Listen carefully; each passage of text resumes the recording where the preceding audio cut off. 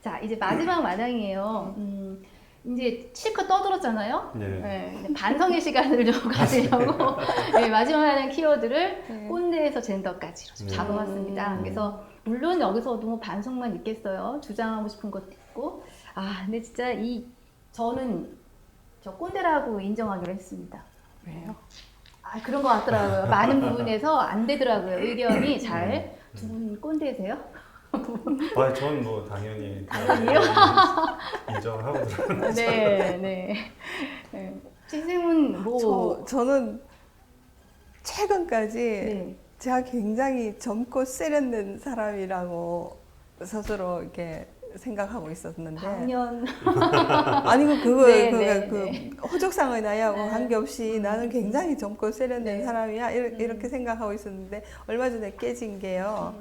그 어느 중학교에 강의를 하러 갔었는데 책을 한 권 두고 그 책의 저자를 모셔서 이제 작품 쓴 과정에 대해서 듣고 그다음에 저는 이제 전문가로서 거기에 대한 심리 상태를 이제 강의하고 학생들은 연극을 준비하고 그런 되게 재밌는 행사였는데 제가 그날의 주제였던 책을 읽으면서 그 작가에 대해서 굉장히 연세가 많은 남성일 거라고 짐작을 했어요.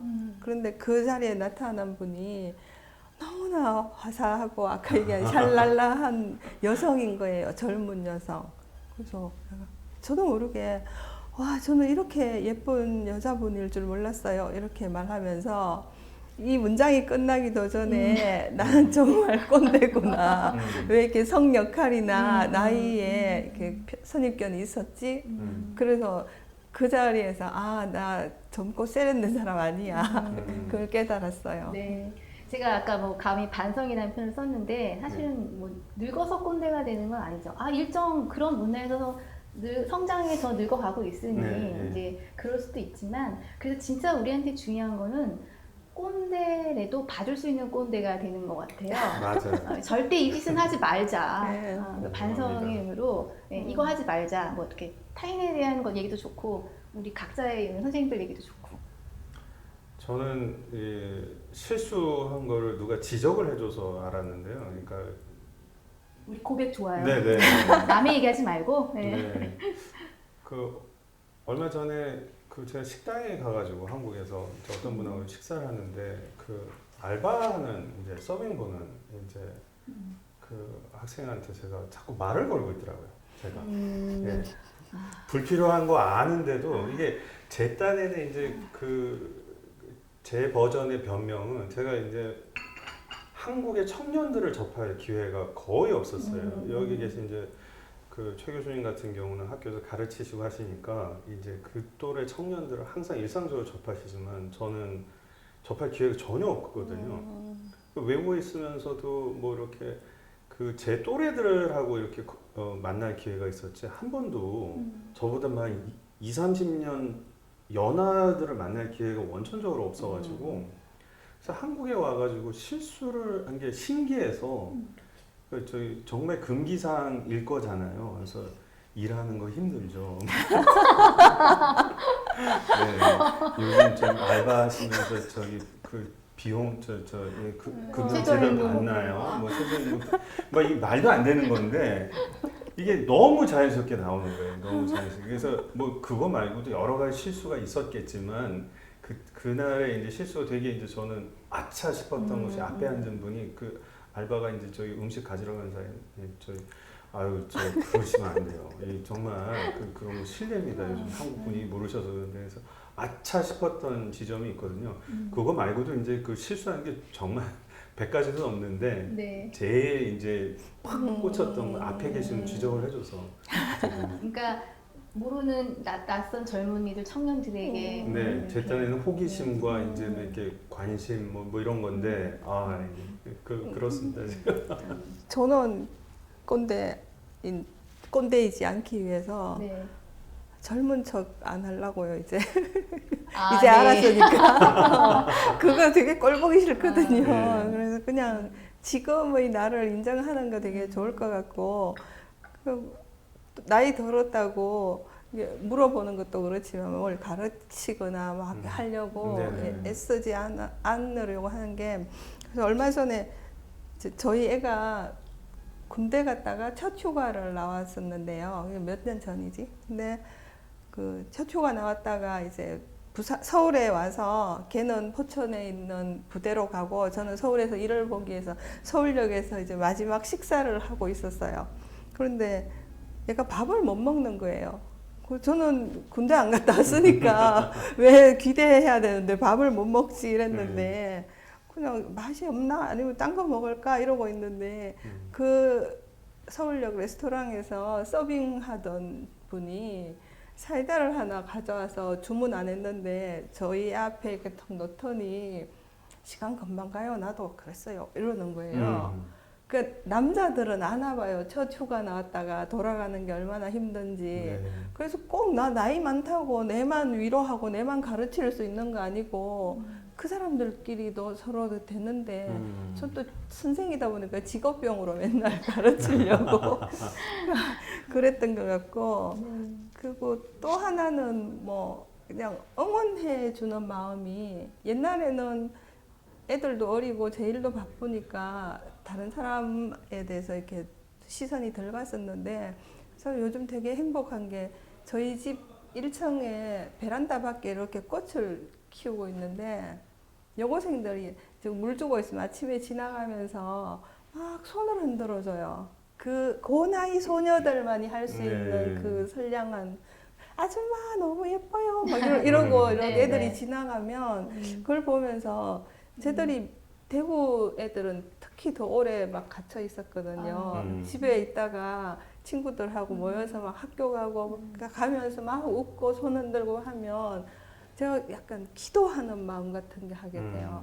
쟤들이 건강하기를 뭐 이렇게 막 축복을 막 하게 되는데 그건 꼰대가 되고 나서 생긴 마음의 여유인 것 같아서 네. 그런 건 맞아요. 잘하고 격려하고 응원하는 거는 하려고요. 네. 못하는 걸 잘하려고 하지 말고. 네. 아, 지금 1시간 거의 20분이 더 넘어왔어요. 굉장히 지금 많은, 제가 이게 편히 얘기하자는 의미에서 방담으로 했는데 거의 수다 수준. 네. 원래 컨셉대로 좀 가고 계십니다. 이렇게 쭉 오시면서 뭐 이렇게 머릿속으로 굉장히 많은 생각이 오가셨을 것 같은데 마지막으로 한번 또 정리 멘트, 뭐가 조금 이 얘기 아쉬웠어요라는 거 짧게 한 말씩 해주시죠. 저는 일단 자리를 만들어준 이로운 넷에 대한 감사함 그리고 저는 저는 이런 기회가 뭐 저는 또 조만간 또 한국 떠나서 이제 제가 사는 나라로 돌아가야 되니까 뭐 이런 식의 기회가 흔치 않을 것 같은데 저한테 되게 좋은 경험이었고요. 이로운 넷이 저는 되게 인상적인 것 같아요. 지금 하시는 모든 일들이 왜냐하면은 제가 우리 국장님 오시기 전까지 이로운넷이라는 거 안 들어봤거든요. 저 들어본 적이 없고. 정상이십니다. 네, 그렇게 됐는데 제가 이로운넷이 짧은 시간 안에 성장하는 걸 보면서 이렇게 좀 전혀 이렇게 인지도가 없던 그때 이제 미디어 기능도 제대로 못했던 것 같더라고요. 옛날 사이트를 보니까. 근데 그래서 거의 이제 미디어로서 이렇게 도약해가는 과정이 제 눈에는 정말 짧은 시간에 이게 다 가능한가? 뭐 이런 느낌마저 들고요. 이로운이라는 말도 이제 단어 자체도 되게 이쁘더라고요.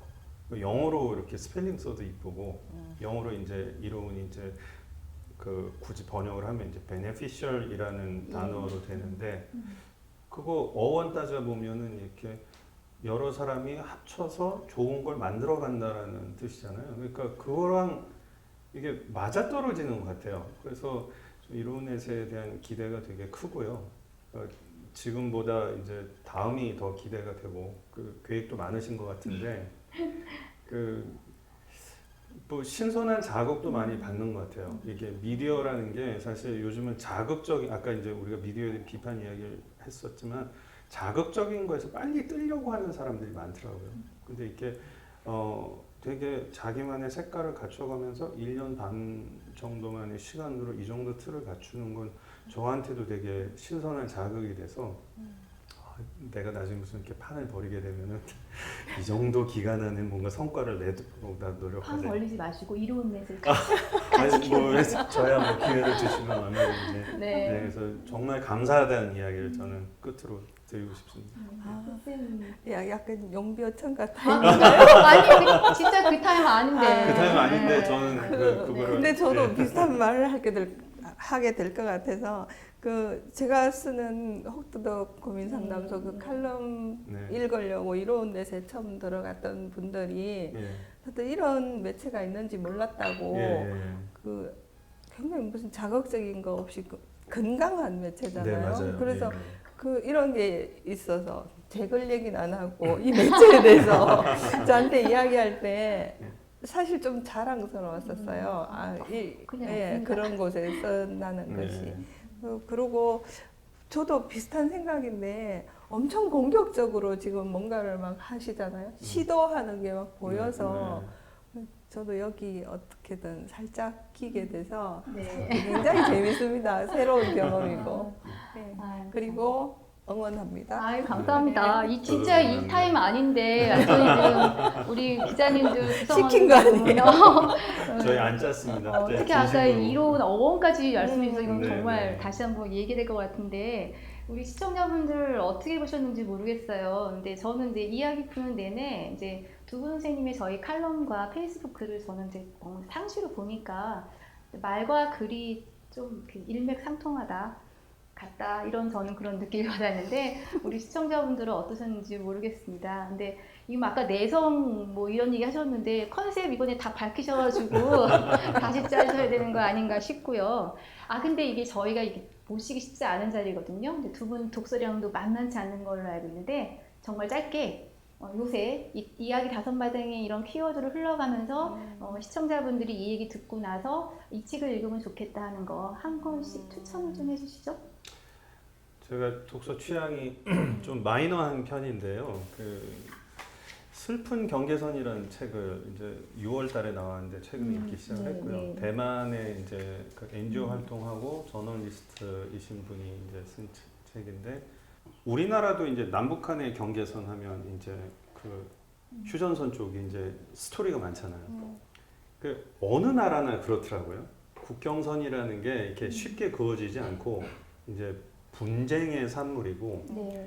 그리고 이제 강자가 약자에게 윽박질러서 그어진 경우가 대부분이지 네. 이렇게 두 나라가 사이좋게 자 여기를 국경선으로 하자 너도 좋지 나도 좋고 이런 경우는 없더라고요. 그래서 역사적으로 많은 스토리가 있는 것인데 이제 그런 쪽에 아시아라는 영역이 우리도 아시아의 일부지만은 친숙하지만은 잘 모르는 영역이잖아요.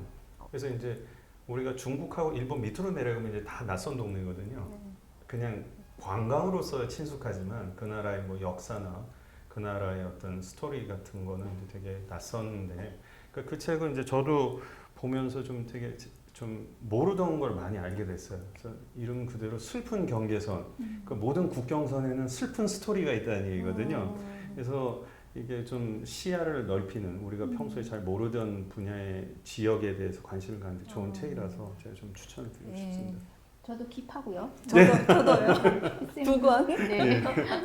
저는 며칠 전 뉴스를 보니까 미국에서 요즘 죽음 관련된 사이트가 굉장히 인기래요. 네네. 지금 실제로 막 사망률도 높고 하니까 그래서 자기 부고를 직접 써보고 그다음에 장례 절차는 어떻게 할 것인지 뭐 이런 걸 안내하는 사이트에 접속자가 그렇게 많고 대부분이 30대라고 하더라고요. 근데 지금 미국의 그 상황은 실제적인 필요에 의해서 사람들이 관심을 가지게 되는 것 같아서 좀 마음이 아픈 상황인데 우리도 사실 코로나 이전하고는 많이 다르잖아요. 그래서 죽음이나 그다음에 장례에 대해서 조금 생각을 해볼 수 있는 그 계기를 주는 책이 납관부 일기라는 책이 있거든요. 근데 이게 아카데미 외국어 영화상 받은 굿바이라는 영화의 원작이에요. 예, 일본에서 장례 지도사로 일하던 분이 쓴 책인데 이 책을 읽으면 죽음이나 장래에 대해서 좀 현실적으로 생각해 볼 수 있는 계기가 되는 게 좋고, 그 다음에 또 좋은 건 요즘 굉장히 덥고 습한 날씨잖아요. 근데 책을 읽으면 진눈깨비가 막 치는 그런 배경이 있어서 체온을 한 5도 정도는 낮춰줘요. 굉장히 그것도 좋고. 네, 예. 네. 그래서 저는 보통 여름에 뭐 폭풍의 언덕 이런 거 보거든요. 일부러라도 굉장히 선호를 하잖아요. 그래서 근데 결정적으로 이 책이 그 실용서가 아니고 소설인데 문장이 정말 아름다워요. 그래서 그냥 문학적인 가치도 있는 것 같아서 그 올여름에 낙관부 읽기 꼭 읽어보십시오. 네. 제가 이 두 권은 저희 이로운 북촌에 소개를 하는 걸로. 네, 진짜 두 분 뭐 굉장히 독특하신 좋은 책 소개해 주신 것 같습니다. 요새 유행하는 거 말고. 감사합니다. 자, 아우 시간 많이 흘렀어요. 자, 이제는 서촌 맛밥의 시간입니다. 제가 숨어있는 우리 백반집 사장님한테 귀한 분들 가신다고 특별 백반 요청이 났으니까 끝나고 가서 식사하시는 걸로 하고요. 오늘 어떻게 보셨는지 모르겠습니다. 이로운내 창사 12주년 2030 생일가담 번외 첫 번째 편이에요. 사람 사는 이야기 5마당. 제가 이 두 분들 스크립트 전혀 보지 않고 얘기하셨거든요. 저도 대충 순서만 봤는데 진짜 입담 좋으시고 생각하시는 바를 그대로 말씀을 좀 하신 거예요. 제가 오히려 외워야 될 판인데 제가 처음 잡은 스크립트 보면서 오늘 이야기 마당을 끝내는 멘트를 뭘로 할까 고민하다가 한 줄을 적어봤습니다. 그래서 이건 읽겠습니다. 자, 이렇게 해요. 사회적 경제 전문 미디어 이로운넷은 우리 삶을 돌아보게 하는 생각과 여유를 전하겠습니다. 틀림과 다름을 분별해서 세상의 다양한 목소리를 전하겠습니다. 갈등을 조장하는 대신 이해와 연대의 힘이 사회에 널리 퍼지도록 노력하겠습니다. 괜찮나요? 네. 지금까지 진행의 이로운내 편집국장 신혜선이었습니다. 시청자 여러분 감사합니다.